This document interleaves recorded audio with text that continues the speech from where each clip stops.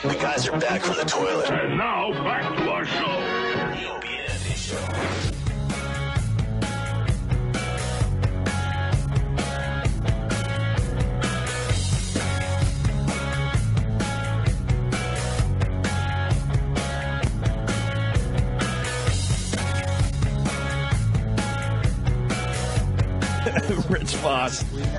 Rich Voss hanging around. We got Marc Maron joining the show.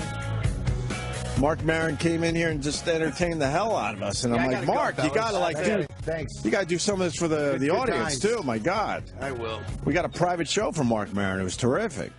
Just talking about the podcast. And flying and all Well, that was the thing. I was in Buffalo, and, you know, Buffalo is an underrated city. It gets a bad rap. Yeah, no, I lived there for 3 years. You did not. I lived there for 3 years. What are you talking about? Doing radio? Yes. So what my feeling was... I felt like I was in prison for 3 years. But it seems like there was some trouble. And that there's some economic problems. Some strife. Yeah, but there's a charm to it. The people are beaten down. They're beaten down. They're very pleasant. They're broken. Yeah, they're broken and happy. Yeah. If I was ever close to being an alcoholic, it was when I was in Buffalo for 3 years. Well, that's how they make alcoholics. It's made in Buffalo. Jägermeister shots that was like taking vitamins in that fucking city. But I know I'm not in a good place where I'm driving around. Like I rented a car because I want to go to see Niagara Falls. Nice. And I'm driving around, and this is how I know I'm not in a good place because I'm like, I could live here. You know, look at wow, really? You could get a house for a nickel. You know, I could probably make do up here. I could work out of my house. Very inexpensive. But the hotel I stayed at, it actually had the personality of a recovering heroin addict. Yeah? Yeah, you know when you walk into a place and you're like, oh, this was bad. Something happened here. Like the whole place has an evil vibe right, to it. Because they redid it, but there's some of the shit you can't cover up. What hotel? The Lafayette. Wait, I think that's it looks like a house? No, it's this huge, old, glorious place. Oh, okay, never mind. But it feels like there was a halfway house vibe and smell that you couldn't get out of there. Like, I just pictured walking down the hall to my room that at some point, some woman was running down this hallway saying, he's got a gun! You know? That's and Buffalo. bunch of junkies were walking by going, oh, she's pissed again. Wonder what's going on. But they got that one street that's kind of nice. I thought it was nice. Sort of near downtown where all the clubs are, a few restaurants that try to make a little scene down there. You know, street's great in Buffalo, Route 90, because it takes you out of Buffalo. You were there. You didn't like the city at all? I like Buffalo. I like the fans, but it's like I couldn't live there. Everything looked like it was built in 1984 because of the weather damage it takes. Oh, right. Yeah. Everything has to be rebuilt. Everything is It's like Winnipeg. God hates it. Just crushing it with weather. And you weren't up there during the snowy season, which is pretty much 9 months of the year. It was beautiful weather. Okay. And, we love Buffalo. We love our fans up there. No, they force you. I've never seen a town more committed and loyal to bar food as Buffalo is. Yay! Thank you, Sydney. What is that, smoothie? Yeah. What's wrong, Sam? Our intern, Sydney. Nice. Anthony thanked her. You didn't even bring him anything. Just thank her for. You know what? It's a new day around here. A little sunshine into the room is what she did. You're a bummer. That's what I'm saying. You're a bummer. You got to change your attitude, Sam. You just look at things on the surface. You don't appreciate the whole picture. Yep. E-Rock's been here for, like, how long now? 9, 10 years. Oh, wow. And he just got smashed for wearing a shirt with a collar on it. And all you have to do is walk in here and be a girl, and you get a yeah! They're wonderful. All right. Girls? Yeah. Generally. Exactly. Good old Marc. Generally speaking. So Buffalo was cool to you. Yeah, no, I was into it. I went to see Niagara Falls. I rented a car. And when you drive to Niagara, maybe I was there with one wife, but I think I erased all the memories. Oh, shit. Yeah, they just gone. Yeah, I have a vague recollection of wearing a poncho and getting wet, but that could have been anything. The Maid in the Mist is something you got to do. You do, right? I loved it. And I don't like tourist shit. But did you drive through Niagara? That is the saddest fucking town. Wow. Like, you literally drive through 4 blocks of this decimated, pathetic, hopeless town to where, it's a good setup for the falls, because either you're going to be like, thank God, or I'm going to jump the fuck in. So I get to the falls, and they're not disappointing. There's no way. It's amazing. Some sort of cynical, you got to be a cynical fuck to stand in front of Niagara Falls and go, I get it, just keeps coming. Right, what next? It's pretty amazing. But I got very... Did you go in the tunnels and stuff? I went on the boat. Oh, you got to go to the tunnels where you're right under the falls, looking through the falls, basically. Next time. All right, sorry. But I went to... the weird thing is that when you go to a tourist attraction, you start hating people immediately. Just like they're there with their kids. They're horrible. There's 9 people. Like, how many tickets? You don't know how many kids you have? You know, like, and I'm just... And I'm just hating them horribly. And then as you walk down, like I'm filled with contempt as I'm getting on this boat. And then you get to the boat, and everybody gets this garbage bag blue poncho. So now everybody's wearing these fucking garbage bags. And I'll tell you, man, you're on a boat with 100 people wearing garbage bags. It's hard to hate people because you all look ridiculous, right? So there's almost like a great equalizer. It's garbage bags. Yeah. And you know, but I was amazed at it. That's what the world needs. We just if we all walked around with garbage bags. When there's a problem, put people in a garbage bag. Everybody look at yourself. And everyone will calm the fuck down. Right. But it was nice, and you take the garbage bag off, and you're right back to fuck these people. But I did get stuck in Buffalo, and all I wanted to do was get home. Yeah. It was horrible because it was a nice day. I thought I had it made. I had to get home. I had the 400th podcast went up yesterday. My 400th. It's an anniversary. Congratulations. It's a big deal. That is a lot of podcasts. And I had Iggy Pop on. I'd already recorded the interview, which was kind of hilarious because I was nervous about that. I love that guy. And I didn't know if he was cognizant or whether he could talk or what he was about. And it was kind of weird because I'm waiting for him to come. One limo comes, it's a publicist, and she's got heels on. She gets out. I walk her into my garage. I'm like, can he talk? Is he all right?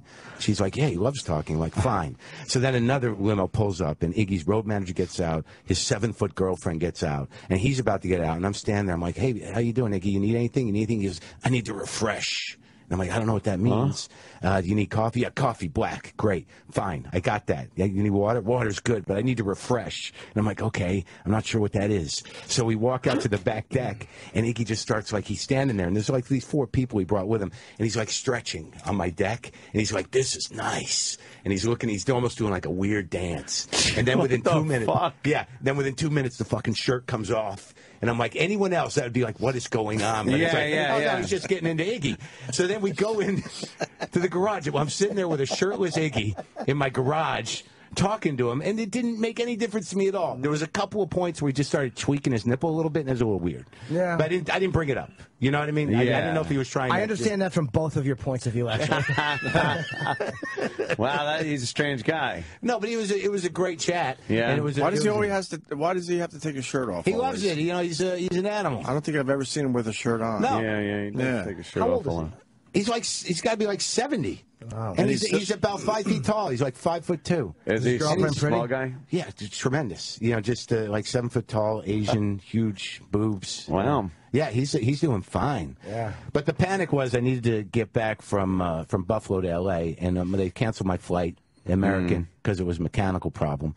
And then you're sort of like, well, is there another flight? No, that's it. There's no more leaving from us. You cannot leave. Yeah, so then I rebook on Delta through American with my platinum status. I'm like, you don't fucking understand. I'm platinum. Take care of me. They rebooked me on Delta through Detroit. It leaves in like 2 hours. I'm like, great. 10 minutes after they booked me on Delta, through American, Delta calls me on the phone with an automated call that's saying that the one out of Buffalo's delayed 2 hours. The one out of Detroit's delayed 5. And I got to record. So now I'm fucked. So now I start thinking, like, I got my equipment with me if I need it. I'm like, I'll record in Detroit. Iggy's from Detroit. I'll just go out into the streets and do it there. Like, that's how I'm thinking. All I give a shit about is the podcast. And then finally, I bought a JetBlue ticket to New York, and then they're like, that's delayed till 7. I'm like, is it going to get out of here? And they're like, we don't fucking... What is going on? The weather was clear. And that's when I started hating Buffalo. I'm like, can't you get your shit together? Like, American Airlines doesn't give enough of a shit to fly a plane from Chicago an hour so I can get another plane out of that airport? Oh, boy. So I bought one at Delta, and this goes nowhere. They're not but gonna do anyway, it so just I for flew you. down here, and I recorded it in the fucking hotel room. But this is not the news. Oh, so you never got back to L.A.? No, I didn't. Obviously. And now I got to deal with, then I got to call the girl. Like, I'm not going to be back for another 3 days. She's like, it's all right. You're doing what you got to do. And then the next morning, it's like, I really miss you. Here's the news. I asked her to marry me. Whoa! Congratulations. Whoa. Yeah, It's weird when it's your third time. When people say congratulations, you're like, yeah, we'll see what happens. You know? You've been with her for a while, though. I've been with her for like 3 years. Yeah. There was a lot of pressure. There's been a lot of pressure, a lot of holding up the finger with the no ring and the waving of the finger. And, finally I did it. I took her out. I said, okay, we'll go look at rings. I don't want to buy you the wrong fucking ring. I can't live with that, because I know this girl. If I bought her the wrong ring, it would have been just a nightmare. She was not going to be happy with any ring. Right. So I take her to this jewelry store, and we're looking at, she shows me one that she likes. I'm like, all right, I get the idea. And I wasn't even sure when I was going to do it or if I was going to do it. But the next day I went and bought that fucking ring. And I thought, like, whether it happens or not, I'll take the hit if I have to sell this back. But I'm not going to give her a fucking ring that she doesn't want. So she's got me by the balls pretty hard. I can't believe you're doing this. I know. Is this your third marriage? I know. How many times? Yeah, it's third. All right, help me out. Wait, now let's talk about. Wait, what's that? Wait, I'm trying to go back. I'm trying to go back in time. I think after 2, he said. Oh, we got tapes of you. I probably horrendous. He has horrendous marriage stories. Yeah. Yes. Look, okay, all right. What's different? What's different? What is happening in your head? I'm terrified of this one. Yeah, I bet you are. I think that's what's different. I'm terrified and I'm concerned. Man. Yeah. I don't think I know the difference between, the warmth of rage when it surrounds my heart and the warmth of love when it surrounds my heart. It's the same thing. Yeah, I know that when the warmth of rage surrounds my heart, I'm thinking like, fuck you. But when the warmth of love surrounds my heart, I'm afraid of that. So there's some mixture I have to find in the middle. But here's what happens. So I buy this ring, and I decide I'm going to give it to her on her birthday, which is 3 weeks away. She knew it was coming, though. Not really. I mean, it was a surprise to her. I don't think she really believed that I was going to do it. And I'm not, I don't know that I did either, but I knew I was going to give it on her birthday. But it was hilarious because I bought that ring, I put it in the drawer, and that ring just turned on this scrutiny. Like, I knew it was out there, and I knew I had it, and I was planning on doing it. So every minute of every fucking day, I was like, all right, this is it. This is what I'm going to do. I'm watching her eyes. I'm watching her mouth. I'm watching what she says. I'm watching how she walks. I'm like, I don't know, that's a weird thing to walk. It just turned on this thing in my head where it's like, are you fucking sure you're going to do this? You're never going to be sure. Everything's under a microscope all of a sudden. Right. And then her birthday comes, and I didn't know how I was going to do it. I thought, like, why not just put it, because it's her first time. She wants to be excited. I'm a jaded fuck. I want to try to make it good for her. So I didn't know how to give it to her. I knew I had to do something special because she was talking about, like, are you going to put it in a champagne glass? I don't know why. All of a sudden I'm doing Dice's Girls. No, but she said, you can put it in a champagne glass at dinner. And I'm like, I don't know what the fuck I'm going to do. I'm not going to do that because obviously you read that somewhere. So my thought was, why not just put it in the bed so she rolls over on it and goes, what's that? Ow. And then my friend Jonah said, well, she might think you fucked someone else in your bed. Yeah, you asked me to marry as a cover. Oh, shit. But, that's funny. Yeah, so I decided, all right, I'm going to make her pancakes and work from there. And I said, I'm going to make you pancakes for your birthday. And I didn't even know if I had the shit for pancakes. It turns out I had the shit for pancakes. So I make pancakes, and I figure, all right, I'm going to put the ring right on top of the center pancake. Like that. But the problem was she was in bed. I had put the ring in the bedroom to follow through with the rolling over on it plan. Okay. So now she's in bed. I make her these fucking pancakes, and I'm like, why don't you come out and eat your pancakes? She's like, I thought I was getting breakfast in bed. No, formal breakfast today, because I had to get the ring out of there. Yeah. So I force her out. I'm like, just come on, eat at the table like a person. So she comes out, and I run back into the room to grab the ring. I put it in the pocket of my robe, and I come back out, and she goes, why'd you run back to the room? And I don't know why I was caught off guard, but I swear to God, I said, I had to get something for my cock. That's what I said. I don't even know why I said that. But on some level, it's kind of true. 100% true. Yeah. So then I go into the kitchen, I stick that fucking ring right in the middle of the pancake, and I serve her the pancake. She starts crying. She's like, oh, my God. And then I take it out of the pancake. I stick it on her finger. I go, will you marry me? She goes, ow, hot. It's hot. So I got to take the ring off because I burn her fucking finger with the ring. I don't know if that's a sign. Yeah, that's So I had to re-propose. I'm like, all right, let's do it again. Will you marry me? She's like, of course I will. Wow. And then immediately, I'm like, what'd I do in my head? Oh. Is there a date or anything? No, but it's like I thought. I always think it's gonna buy me a little time. Fast track. Amazing. Now She's like, when do you want to talk about the thing? But she doesn't want to have a big thing, which is nice. But I know she wants to have a baby. And I'm telling you, man, there's a feeling in my heart here. There's a wall. There's a wall that I got to get through here. All right. Like I know, I'm very easily angered right now. I should be excited. I'm getting married, but I'm just fucking terrified.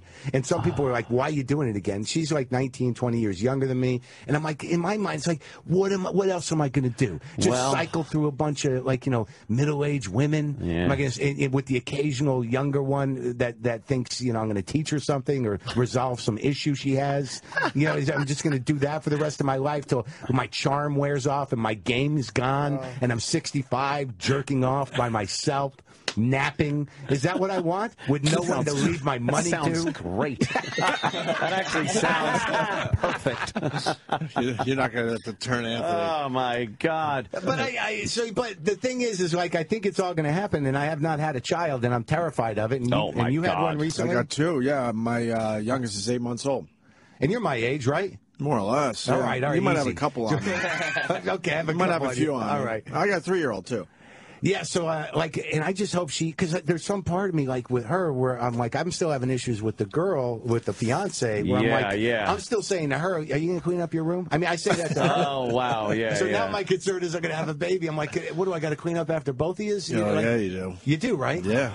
But they snap out of it, right? They become mothers and they lock in. Am I right? Tell me I'm right. Lock in. Yeah, they become motherly. Oh, sure. boy. But they do the thing, right? I'm not going to... What thing? I don't know. Which thing? The thing with the baby. They'll take care of the baby. They will? Yeah. Very motherly. You're going to have to get in there every once in a while, change the diaper or something. No, I know I'm going to have to do almost everything. But you know, like if the kid doesn't like me, she'll, right? Yeah, they'll gravitate toward the mom. Fucking hell, You know, Bobby man. Kelly just had a baby, too. He's my age, too, right? Isn't he? A little younger, probably? No, he's probably a few. Bobby's like 42. Did you always want to be a father? No, I never thought about it. You just never thought about it? No thoughts all these years? I always wanted to, but I was always with the wrong fucking people. I'm a selfish fucking person, and I think I just learned how to care about some people in general. I think that, you know, between the podcast and the humbling from the second wife and everything, it forced me to open my heart a bit. And, like, I really care about this girl. I never really felt that before. Like, it's almost like I care about her in an unusual way. You know, like I'm concerned about, you know, I'm running around like, I'm going to have a hard time with this. Oh, wow, you're in. You're in deep. You run around what? Yeah, just, you know, like, are you okay, baby? Do you want me to go get you some food? It's called love. He's in love. Yeah, but I mean, it's not like she's I'd say just fucking go with it. She's not handicapped, and I'm treating her like, I'm like, you don't want to leave the house? I'll go. Oh, you want to do things. Oh, wow, you're in Right. love, man. It's one of those things that seems codependent, but it's actually love. Right. I don't know, Jim. You're in a deep level of love. I say fuck it. Just go with it. You got to get out now. Don't do it. Oh, my God. Just fucking have a kid and just go with it. We already had the horrible fight, you know, like days after being gay Schmidt. Yeah, it was horrendous. Wow. Really? It was horrendous. Usually that puts you in a nice fucking, spot for a while. Well, it was a good spot for a couple days, but I took her. Oh, man, what happened? I took her with me on a thing. You know, I was doing these book events, you know, and I wanted her to go because I thought it'd be nice. She hadn't really been to Washington D.C. Right, so you know it was D.C. and then New York and then Boston. So we get to D.C. and I don't know what it is about traveling, but we fucking ridiculous fights when we travel. But here we are in D.C., and I just want to show her around because I've grown to really appreciate D.C. Whatever the hell goes on there is one thing, but the fucking museums and the monuments, awesome. you got to go check it out, Absolutely. right? So I'm like, I'm going to show you, and I'm impressed. This is not like an age thing. I mean, she's 20 years younger than me, but it's not like, Washington's for old people. It's the fucking capital of the country. So we're walking around, and and she had mentioned that she saw some Smithsonian stuff in the museum movies. The night of the museum movie, she said, that one of them. Oh no! That one of them had the plane from Kitty Hawk. I'm like, we'll go to Air and Space. I've never been there. Great. So we go there, and I'm walking around. I never knew what a fucking guy I am, but I'm not even a plane guy. But you go there, like, look at that jet. Great. It's a rocket. Rockets, all kinds of great My stuff. dick feels huge here. So we walk around there, and then we leave, and then I'm like, we got to go to the Museum of the American Indian because they have the best food. There's a food court at the Museum of the American Indian where they have like indigenous foods from all the tribes, and it's like all very interesting, and it's real good food, and it's known to be. And she's like, I'm probably not going to want to eat there. And I'm like, because she's like, I'm not hungry, Mom, and she's vegetarian, but they're going to have stuff for you. And she's like, I'm probably not, but we can go. So in my mind, I think, well, she's probably going to want to get something to eat, right? So this is as simple as it goes. This is simple. No. So we go to this place, and I'm like looking around because I love looking at food. Like I can go just walk around and look at fucking food, and it's great. So we walk in, I'm like, oh my God, look at all this weird shit. There's squash, and there's like maize. Stew. Yeah, maize. So you can eat maize. It's vegetarian. Right. Have some maize. Maize. And she's like, I'm like, I'm probably gonna get something. You want to get something? They got a lot of vegetarian stuff. She says, I told you I wasn't gonna want to eat here. Oh. And I was like, fuck it, I don't want to eat here either. And then the next thing I know, we're in front of the Museum of the American Indian, and she's storming off. She's like, I told you I didn't want to eat there. I'm like, don't fucking run away, like loud. Like people are starting to look. She's like, I'm not doing this. I'm not talking to you like this. I'm like what? Like what? Oh, you can't. I just wanted you to see Washington, and you're going to fucking do this? You're going to storm away? And like she's like running away because I'm the yelling guy now. And I'm trying to do it like, like, God, don't you fucking. Yeah, but you're making a scene. A little bit. There wasn't a lot of people there, but she's making it too. It's not all on me. Right. I'm not going to take that. But I did not have to say, I'm fucking done with this. Give me the fucking ring. No. I did. You said that. After like 2 days or maybe a week. A week? Because when this happened, they both thought, is this what it's going to be forever? Right. This fucking asshole dragging me around to shitty Indian places, and you're going, I can't even fucking take her to some culture? Right. It was horrible. I did a horrible thing. Yeah. I did a horrible thing. She's like, fuck you. And she gives it to me. And then she storms off, and I storm off. And now we're walking on opposite sides. She call you Indian giver? That would have been like ironic. Right out in front of the place. I wish I'd thought of that. That would have been a good one. Maybe break the tension. So now we're walking on opposite sides of the mall in Washington. She's crying over on her side. I'm walking on mine, knowing I did this shitty thing, and that now I just made it unstable, and I did the worst thing I could possibly do. And I'm like, but fuck it. She didn't want to eat there. So I'm just storming down the mall, and I'm sort of pacing her. I'm watching her walk away on the other side. Yeah. And then she texts me. She's like, I love you. What are we doing? And then I'm like, I love you too. I'll meet you in front of the Capitol. So we met in front of the Capitol. I put the ring back on her finger and asked her to marry me again. So I did that 3 times. In a week with the same ring. In a week. Yeah. So what did you wind up eating? Shit, is that great? What did you wind up eating? Oh fuck! What did we? She wanted to go see the dinosaur bones, and then she wanted Chipotle. So that's what's that? Chipotle. Yes. When was the last time you looked at dinosaurs? It's not nothing. I love dinosaurs. like a month ago. Really? In New York. Because you got kids? Dinosaurs. But it's amazing. One in my yard. Yes. Do you?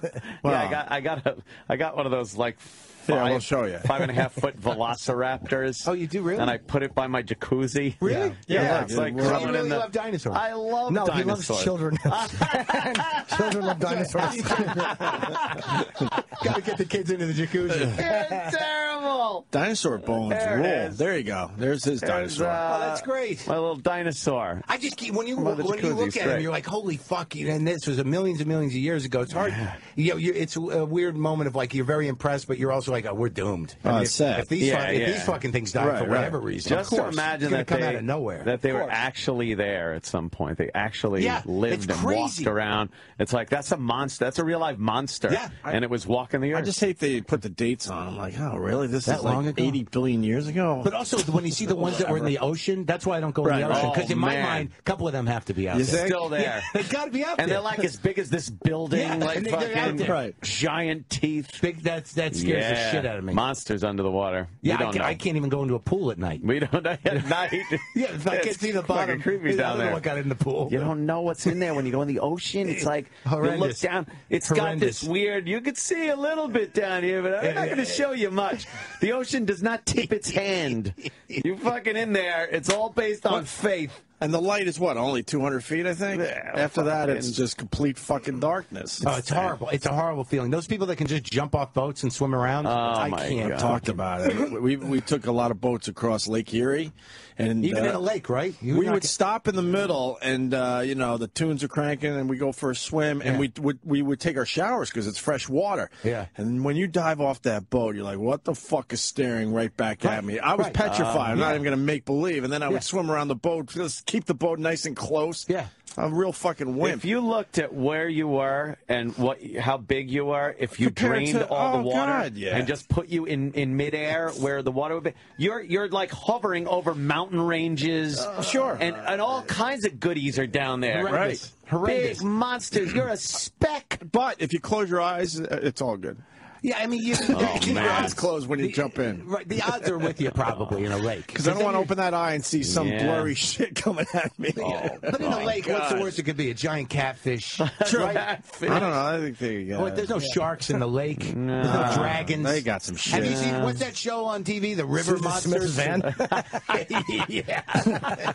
River Monsters is a great show. River Monsters with the zombie kids eating your teeth. Oh God! Like, what is that? It's windshield wipers hitting you in the toes. Nibbling on you. You see the alligator turtle thing? No. It looks like it's fucking In the a River dinosaur. Monster? Yeah. I don't know the name of it anymore, but Yeah.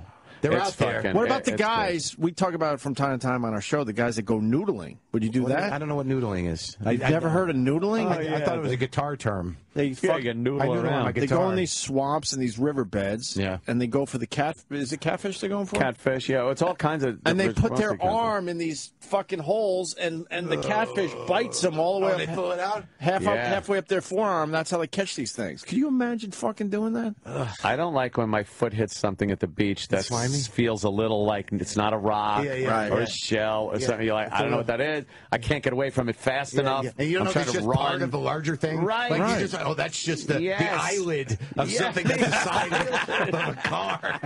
Yeah, you don't want to. Oh, it's fucking creepy. Something brushes against your leg, which was probably like seaweed or something. But to me, it's a giant monster. I just wear crunchy shoes now. Just crunch everything. I don't give a fuck. Yeah, I think it's a good idea to wear those. I like those scuba booties that zip up on the side. Why the fuck would you go out there? It makes you feel barefoot safer. It does. Even though it's the same danger. I don't want to step on. I used to be petrified of. I didn't even know where they are, where they're fucking indigenous to. I stepping on a rockfish because I heard like rockfish has those spines, and they put poison in you, and you're pretty much dead. Yeah, I'd be at the beach just going, I'm gonna step on a rockfish. Really? Yeah, I always thought I was stepping on a rockfish. Or even fucking jellyfish, man. They hurt. Yes, I never got bit by one of those. Never. Those are terrible. Oh, they fucking suck when you get stung. Or barracudas, or more eels, and whatever. All of it. Long Island, we had horseshoe crabs too. They're not gonna hurt you, though. I know, but as a kid, it's that big spiny thing, and your friends tell you they fucking stab you with it. It's terrifying looking. It is. But they're very slow. Oh yeah. But maybe in the water. In the water, you're very slow. Try, and that's just another thing. Like you could be king shit on dry land. Yeah. You're fucking top of the food chain and everything. You drop quite a few levels. As far as the food chain goes, once you're in that water. You're a bouillon cube. Yes. Mark, you should go diving. And you'll realize that, first of all, it's almost impossible to see a fucking fish. I don't even know where the fuck they all are. I snorkel. And if you do see a fish, you realize they fucking run away. They swim away from you immediately. They're scared shitless of us. But I went snorkeling in Kauai, and I like doing it. Right. But when you get the snorkel going, you get out on the reef, and then you see that drop off at the edge of the reef. Cool, right? And then, it's cool, but still, like, I can't stop from seeing something coming out of that darkness. You look out there, and you're like, that's just a mouth. It's never ending. Yeah. Yeah, and something could just come right at me, what am I going to do? And it's always huge. Yes, giant. Like it's something like that you've never seen before. Like you've imagined it. You'd be looking, going, what is that? Something moving? And then before you know it, it's like, oh my God, it's a giant monster coming for me. A monster. Yeah, exactly. Yeah. Like the whole island just lifts up. You think it's a tiny fish, and then it's the big reveal where it's as big as a fucking giant. Yeah, the tiny fish is just on some sort of weird line, doing that thing coming at you. Back and forth, swimming, and you're like, I can't fucking outrun this. Just bubbles. Yeah. You just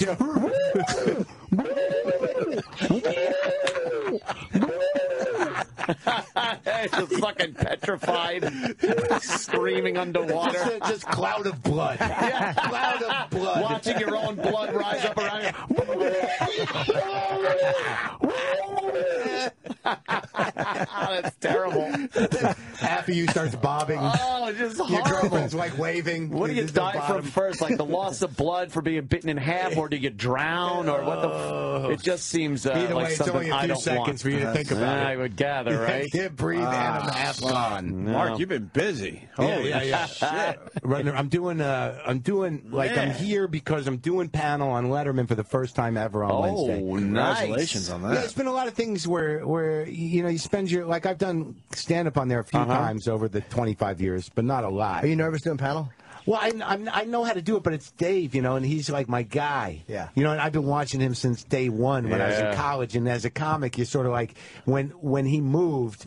and he only took a few panel guys with him as far as stand-ups. Like I thought in my mind, well, that's over. I'm never going to do panel with him. Right. Like, and now it's happening, and I feel like, all right, so I can quit. Like I think like there's part of me that feels like that was some great goal achieved. I mean, hopefully I don't get bumped or something. But yeah, I'm nervous because I want to, you know. I mean, he's the best, so I don't think I'm going to flounder. You won't get bumped for a panel. I don't think so. Nah. But you know, I'm just trying to figure out what things to do because I want to do well, and because I get a little. I don't get nervous, but I know I'm going to be sitting there. Like I did Jay Leno for the first time ever, and I don't really watch Jay, but when I was pushing the book and pushing the show, I'm like, yeah, well, why not do it?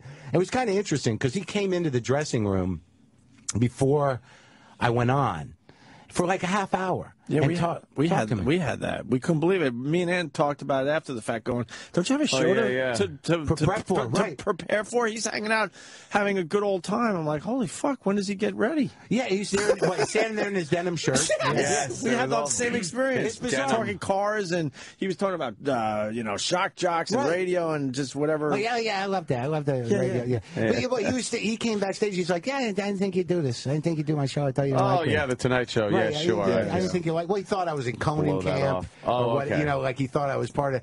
On some level, I never sought to do it because I just didn't watch it. Right. And it was not, and whatever. I didn't. I was not doing it on principle. Right. That was the truth.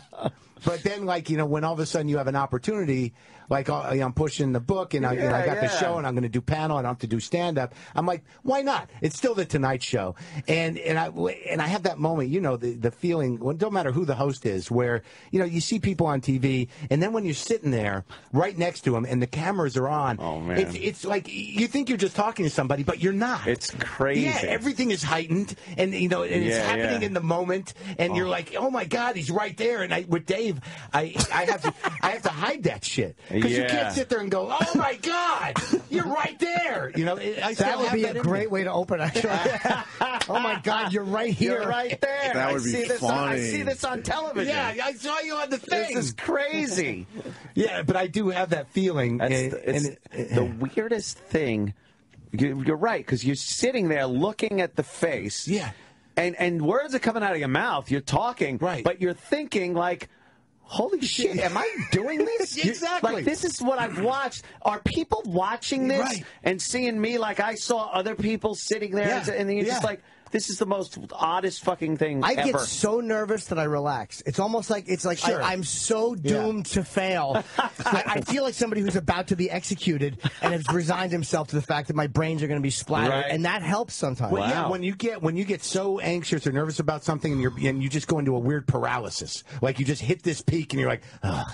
You're locked in, accepting your fate. But it happens with Conan too, where I'm sitting there looking at him because I don't know what you expect them to do. Because they're doing that every night. Right, it's that's like their job, you guys do this every day. Right. So, but you're like, I've never talked to this guy before. So you're there with all this juice, and he's like, and you're like, are we talking? It's like, and then you realize that he fucking does this every night. Right. This is his audience. There's a camera there. He sees it all the time. It's not Marc Maron night. It's not the Marc Maron show for a night.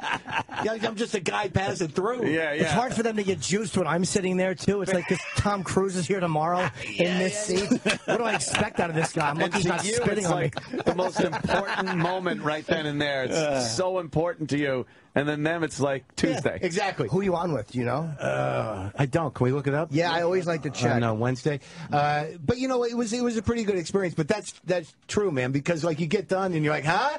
And then it's just people cleaning up. It's like another day. No, it was my day. That was my day. Yeah. It's very, very big for me. Can you step aside? We got to put the band's got to go in. We got to put the band. Because they're looking at your segment the same way, with the same weight they looked at the monologue. Yeah, don't matter. And segment 2. Like, okay, Maron's segment was good, but segment 3 we got to. It's just one of 5 segments for Tuesday. Exactly. To you, it's your life. You got Jamie Foxx. Oh, okay. Backstreet Boys. Backstreet Boys top 10.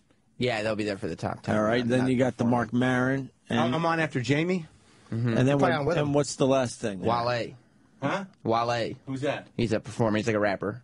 Oh, it's okay. All right, going to pull in a new audience. Yeah, there you go. Yeah.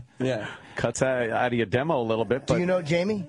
I'm sure he knows you. The only experience I had with Jamie is I saw him in the Ambassador Lounge at an airport, and I think in Austin, and he looked hungover and tired, and I made the choice not to bother him. But I stared at him for a while. Good one. Yeah. No, so I don't know him at all. Yeah, I've never met him either. He used to be a funny guy. Yeah. But he's a very talented man, that guy. Comics don't usually, like I was doing Leno panel. It was my second time. I have only done it a couple of times panel. And I was supposed to be Jenna Fisher, but she canceled. Yeah. And they called day of, and they say, look, it's going to be Bill Maher. And I'm like, fuck, another comic? Because at the time it was McCain. It was during the election, 2008. So he was loaded up for bear, that guy. But I'm like, fuck, man. And because they knew the topics I was going to discuss. So they're like, well, he's going to hit on McCain and he's going to hit on Obama. Right. So I'm like, what the fuck? I have to restructure this. But he was so good, man. Like, sitting next to him, you don't know what a guy's going to be like. He's a pro. But he was really supportive. Like, he wasn't a dick trying to outdo you. He was having fun with it. Like, comics are usually good to each other as long as there's no fucking prior hatred there. Right. So I'm sure Jamie will be fine. No, he's an actor now. I mean, and he's also very funny. But I mean, he seems to be at some other level. Yeah. I wonder when the last time he did comedy really was. Been a while. I think it's probably been a while. Long time. Yeah. I'm just happy if I'm on the show with somebody who I know who they are, one, and that I have some respect for. Yeah. Well, I got to go back to the lake thing for you because you said nothing could hurt you in the lake. Okay. I forgot. I forgot for a second. My brother's a marine biologist. And You forgot that? I did forget that for a second. He just texted me. He said, "I think it's pronounced muskellunge will take your arm off in a lake." A muskellunge? So I Is there just a want picture? to. I want to Google image muskellunge. Let's get that up Get there. that up there. MUSKEL. Yeah. That should be the muscle part, and then lunge, LUNGE. There's Dice. Is that a replay? I don't know. What's he in on? New York? I think it's a replay. I think they're on vacation. Yeah, I think they're on vacation. All right, Google image this. This thing will take your arm off in a lake. There you go. Yeah, fucking Dice in his sunglasses and knickers. Yeah. Right. And I have He looks good, though. He looks thin. He looks good, yeah. Yeah, that's there gotta it be. is. There. Oh, God. There you go. That's a monster. Looks like a barracuda mixed. Wow, look at them with teeth. A big thank you to my brother. Sturgeon. Holy! Yeah. Oh, I didn't need to know that's in a lake. It's a troutacuda. Yeah. Yeah. I didn't need to know this. Yeah. I kind of felt like lakes were kind of a safe And haven. he said that could take your arm off? No problem, he said. No problem. No problem. Look at the teeth on the fucking Those are thing. some big teeth. Let me see that thing, though. Look at that guy. He looks like this just ate my child. He does look disturbed. Yeah, He he's looks going very to dump the scared. Kittner boy out all over the dock. That'll take your arm off. Muskellunge, I hope I'm Just a pronouncing it right. license I don't plate. know. How do you spell it? MUSKELLUNGE. Did that from my brain, by the way. Just now. Well, I got a text from my fiance. Aww. Just woke up on the couch. Miss you so much. Aww. She always falls asleep on the couch. She doesn't like to go into bed without me. Wow, I'm in you trouble. got it. You Yeah. got it bad. Have you had it this bad? I did years ago. That's gone now. That's all over. I did years ago. I'm actually, I feel more affection for the actual couch than I do for people I've dated recently. See, the sad thing is like I never knew this part of me. I got to be honest with you. Wow, Really? so this is new. But I'm not sure it's a good thing. Like the last two wives, I destroyed and drained. Right. You know, like I really didn't know the difference between what I wanted and what they wanted. You know, like for me, like I was just a selfish, angry fuck. Sure. And I think there's something I'm trying to make up for here by overcompensating to the point where I might as well be wearing a fucking apron all the time. Did you now have you worked through all that? Like you were married, obviously, and there were problems because of well, it can't just be one-sided. I'm sure her, but also yourself. You seem to have been dealing with a lot of issues and anger and stuff. Have you changed? Are you a different person as far as those? Look, yeah, because like the thing is like you would think not because of the Washington thing. But that doesn't happen much. The Washington thing. The Washington day in incident. Yes. The Washington incident. But no, we're going to counseling. Like I've learned that for me. Like I think like date 3 or 4 should be couples counseling. Wow. So, yeah, right in. No, but no, we started going because I couldn't wrap my brain around having a baby. So we started to go for that. Here's the weirdest thing though, man. So my buddy who's a therapist, he recommends his therapist for us to go to couples counseling to work through stuff, right? So I go to this guy and we both go and it's a good start. And he says, my wife is also a therapist and we can see you together. Like, you know, if you want, he said that Jessica, my fiance, could see his wife and I could see him, and then we could all meet together. That's weird. But it makes sense. But it is fucking weird. Yeah. You're sort of like, you know, when we all meet together, it's sort of like a dinner party where there's no food and I'm losing money. You're paying the tab. But there's this weird. But what's going to be a secret though? Like, what if you say something to him in confidence, and then all of a sudden it comes out with the four of you? Like, well, you sign a weird thing. Like there's definitely a team thing, because every time we go, you know, especially if we meet with both of them, you know, she's already made him the enemy. So, but I think that's kind of the genius of it. Like, you know, it's like he doesn't get me at all. And I'm like, oh, really? I don't know. I think I told him some stuff. So, but I don't know what they talk about, you know, together. Like, I'd like to think we leave and they sit there and go, all right, here's the angle. Right. But I don't fucking know. But I'm not. Look, I'm not. You know, yeah, there's some things I have to assume. What do you have to sign this weird? Well, you got to say that they can talk about you guys. Oh, okay. Like, you know, that it's a collective thing. Like, so they're going to discuss. It's not breaking doctor-patient confidentiality. Right, okay. Right, with the two of them. Yeah. You know? Oh, so you guys leave, forget about it. They're probably like, they are doomed. They are fucking doomed. Yeah. That's what There's a huge problem there. Oh, you think he's bad. Wait till you find out what the fuck she's on. Oh, yeah. They do this. They probably talk about it while they're fucking. And, like, it's the only way they could get off is, like, discussing other couples' misery. Well, there was one point where, like, you know, like she was talking and I was starting to steam, man. Oh, shit. And like, you know, you got to let them talk. And I'm like, oh, that's fucking ridiculous. That's bullshit. And then, like, literally, you know, I don't remember who was guiding the question, but the wife and the therapist couple, she goes, this isn't going well. And I'm like, oh, you mean you don't have a plan? Someone's got to have a plan, because I'm about to fucking leave. Holy shit. So, you know, I didn't leave. Yeah. But, like, okay, so, but the anger thing is better. You know, we're not, we're not doing that. You're not in Things that are better. angry place. The ex-wife thing is done. You know, I wrote the book. There's stuff in there. You know, that book, like, for me, was a purging. Like, my father's not talking to me. The ex-wife, wow. Yeah. Why?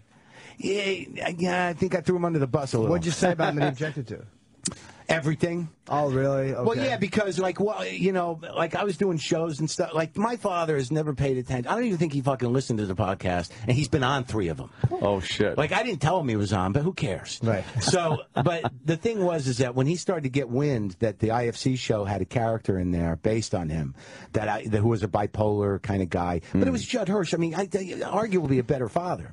So, yeah. You know, but he got wind of it, like, and then I start getting these emails. Like I told him, I said, you know, there's a couple episodes with the dad character, but I went easy, and, you know, I'm not, you know, he was concerned that I would reveal certain things that I wouldn't do it. But, you know, I don't think, you know, the bipolar thing is, you know, it's not a big secret. I mean, like my friend Marc Spitz says, it's like diabetes. Everyone's fucking bipolar. Right. Right? Plus, it's also a fictional / real character. Right. Yeah. There was a lot of fiction to it. But, but so he got wind of that, and he started getting nervous. Right. So about a week before the show goes on, I get this call. He's like, so what'd you do? I mean, you know, what'd you say on the show? I was like, it's going to be fine. He goes, what channel is it on? And I go, it's on IFC. He goes, no one gets that, right? I don't get that. But not even thinking it was an insult. Right, he was like, I'll be all right, because no one will see it. So then, like, the commercials start running. I get an email. He's like, you know, a lawyer friend saw the commercial. And, you know, I'm not going to go that route, but I'm just saying that, you know, maybe he wanted to negotiate something. Right. Your dad? Yeah. No, he said, I might sue you, right, basically. But then it got all crazy. He was just freaking out because he's crazy. He's a megalomaniacal guy. So he thought, you know, it was all about him. And then all of a sudden, he started paying more attention to me in that week than he ever had my entire life. He had a Google search on me. He was, like, sending me emails going, you know, I just read the thing from 1997. It's very interesting. Like, oh, wow. Right, because he felt like, you know, like I gotta see how he's gonna take me on. So he watched and did everything. Is he self-centered? Yeah, he's self-centered. He's bipolar, and, you know, he's completely narcissistic. And I think I think he just saw me as a limb.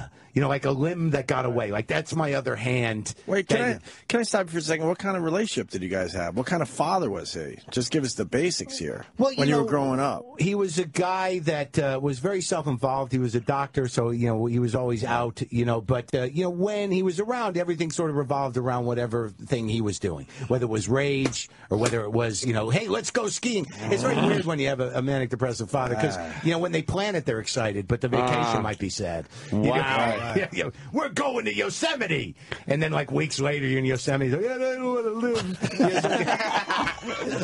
Sounded like a good idea. Oh, my God. I don't want to. But that'd be a horrible vacation. I knew there was a reason why I liked you. But you got that too? I got a mom. Oh, very with the similar. bipolar? Very similar shit. Yeah, it's weird. She's got OCD and other things going on. I don't know, but it's always about her. Right. So always. now I wrote this book, and like I'm reading it. See, I want to write a book, but I'm waiting for the day That she dies? Yeah. You should just write it, and then she dies. You have a final chapter. Well, no, I think that maybe you can kill her while she's alive. Emotionally. She's aware enough that she knows that, there will be some kind of book eventually. Yeah. Me and Aunt still got to write a book, and I want to write a separate book, but she's aware. But she's sort of hinted, like, can you maybe wait till, but I know after I'm not around anymore? Yeah. I know that I feel bad because I'm not talking to him. Like, he's not talking to me. I'm sorry, I didn't mean to interrupt. No, you didn't really. Oh. How much older is he than you? It's just a few years. Just basic? He's like, what is he? He's like 75, maybe? So, you're relatively young now. But in my mind, I went easy on him. But it was still pretty gnarly because, because it's hard when you write memoir stuff. It's like, this is my life. There are other people involved in it. How much are you going to... What was the story that got him? I don't even know if he read it. He talked to my brother, and he claims that he didn't read it. He hasn't watched the show or anything else. But, I put one of his crazy emails in there. And, I told this story about, about his father's funeral that I was at, and something he did. And just, I think I feel a little guilty, but, I feel good about it because there's part of me that thinks like this had to happen. Now he knows I'm a separate person, and now he knows that maybe I got to call him. Let's do it on the air. I got to call the guy. It's just because when you do something, there's part of me that thinks like when you do something and you realize like, oh fuck, there's no putting that back. Right. Sure. Yeah, that's done. Does your brain ever slow down? I know we've asked you over the years. Yeah, it does. Because there's always something going on in your head. How do you get it to slow down and just like fucking chill? Yeah, just lock in on porn. Sometimes porn. Yeah. And it shuts down everything else that's going on. Kind of. Because you're a brilliant comic, and one of the reasons you really are, and one of the reasons you always got shit going on in your head. Yeah, but it's always about me, and sometimes I think that's draining. Recently I've hit this wall where I'm doing the podcast, I'm doing my stand-up. I'm like, I got to start watching television or something. I'm tapped out. Yeah. I don't know how much crisis I can generate. I was on stage in Buffalo, and I had this moment where I'm like, I am so sick of hearing about myself. I can't fucking take it anymore. Yeah. And I said that to the audience. I started a bit, and I'm like, I can't do this. And they're looking at me, and most of them are my people, and I'm like, I don't know what we're going to do right now. And they're like, what the fuck is happening? And for like 45 seconds, I'm like, just wait this out. Just wait it out. That's awesome. I would have loved to see that. And they're just like... They're just sitting there. Nice. But luckily, now, enough people are familiar with me where they're like, yeah, he does this sometimes. But like, I was like, all right. And then I I locked into talking about the buffalo wings or something, but I'm just tired of it. There are times where I envy Seinfeld. Like, it must be so nice because you obsess over yourself, or I obsess over myself. Right. It must be so nice to just look at everything else and find them interesting. Right. Like I used to do politics. I used to do everything. At some point, I'm like, none of that matters because I'm the problem. So let's talk about me as if I'm a country. Right.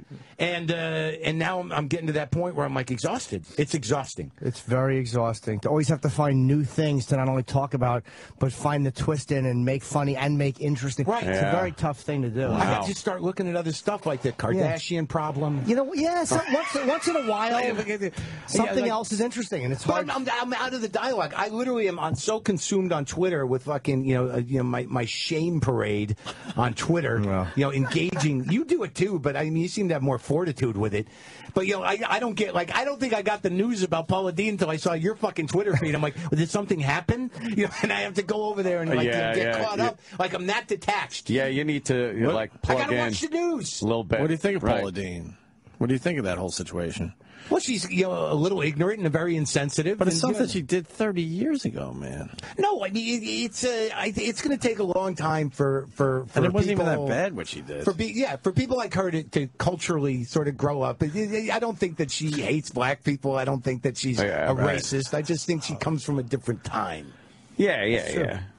Yeah, that's what I think on her. I can't get enough of the tightrope guy. Oh, that guy. Who's going to be on our show tomorrow, by the way? Nick Willenda will be in studio. Yeah, he'll be in here you tomorrow. See the We Grand should put a Canyon piece walk? of tape across and then clap while he walks. Wow. Yeah, Good apparently, one, Jim. apparently Jesus did it. Yeah, right? you saw it, right? I did. Yeah, that was amazing to watch. It's fascinating. Jesus, Lord. I don't know how the fuck they do it. Thank you, Lord. Thank you, Jesus. But the sad thing about something like that is that if he did fall off, people have been like, well, you know, it'd be a better show. Yeah. It's like, It happens. what do you think was going to happen? Imagine if his mantra. That's what we were all half waiting for. Right, yeah. Oh, yeah, completely. But his mantra is, Jesus, I love you. Thank you for the win. Imagine if his mantra was, eat a bag of shit. Fuck your mother's cunt, you piece of garbage. Die of AIDS. Die of AIDS. You're halfway there. It was all my inner dialogue. That's pretty amazing shit, though. But New York City shut him down. We're not going to deal with his crap. I He's not tight-roping. Well, I think Bloomberg's sort of like in New York in general is like, do we need to have problems we don't need to have? Right. Yeah, yeah. You know, there's enough shit going on. Do we have to have like clutter the streets? Yeah, with we this don't have guy? to import problems like from Well, the the guy who did outside. it between the towers, he did that Philippe completely. Petit. Yeah, he just 1974. But that was in the days before, like Security. You go up with your fucking equipment It's and like no one stopped him. He was bringing Set up a line. he was bringing a whole Swats around tightrope into the Twin Towers. No one stopped him. No arrow. They started with an arrow and then they whatever. I saw the Yeah. documentary. It was wonderful. That's no one crazy. city would do the tightrope thing would be Buffalo. Bringing it back around. If you could find a building that Buffalo high. is begging for Nick. Why does he do the falls? Well, they did I the tell you, falls. oh, they did? He did the falls, but Yeah. they forced him to wear a safety wire. Oh, I love the And falls. it was on ABC. But I'm telling you, I think Buffalo. I had Ted's hot dogs, excellent. I had the. Can I tell you something? What? Go back to Niagara Falls in the winter when the whole thing's frozen. Is that great? Holy fuck! It's really all frozen. The whole thing freezes. So no boat. You just walk out there. Can you walk on the water? Well, not the whole thing, but I mean the falls itself is frozen. The water's still coming down behind it, obviously. Yeah, but yeah. The outer Yeah, it looks shell is amazing. It's a all rush, frozen. man. It's a rush. Did you go right to the side? Yeah. Yeah, Where we you were on just the watch boat. where We were on the no, boat. I'm up top where you see the water and right Yeah, at I that have to- fucking corner. Right, I have to fight the urge to jump. Every Yes. day. Wow. Isn't that what's weird? Up with that? Well, Isn't you that don't weird? have that? If I'm on a No, high it's like, building, you I have think that. about it. You're like, I think My most mind people- says it, Right. but You yeah. go, I think I most could just people have jump. that.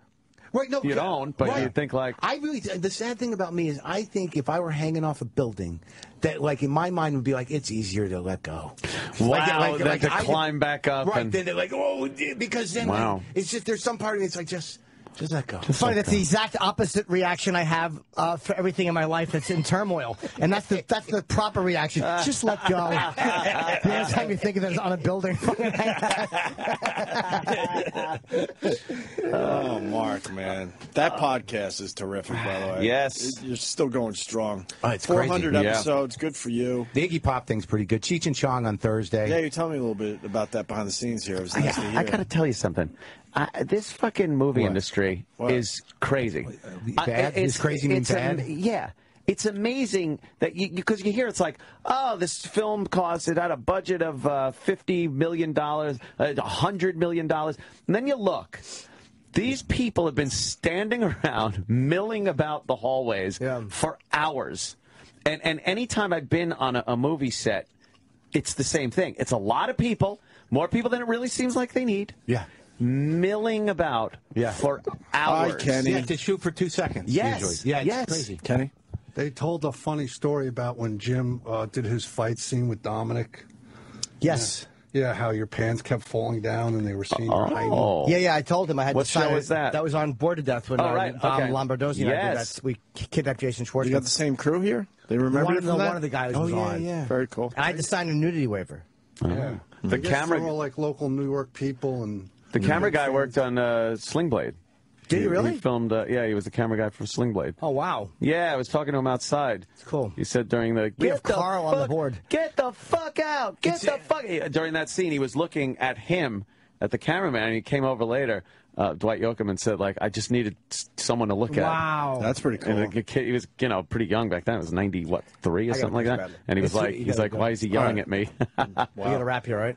Yeah, we got to take They're a going to break. come in and shut up. Yeah, they're gonna. Are we- come in. oh, Why don't we're we done big today? plugs? Oh, I don't know. Yeah, we're throwing might you be out, done Mark. today. We're not Plugs, we sure. don't know, 'cause they might have to set up. Okay. We have no idea, but just get the plug in just in case. Oh, the plug is the last 2 shows of my IFC show, Maron, are going to be on this Friday. The book Attempting Normal is available.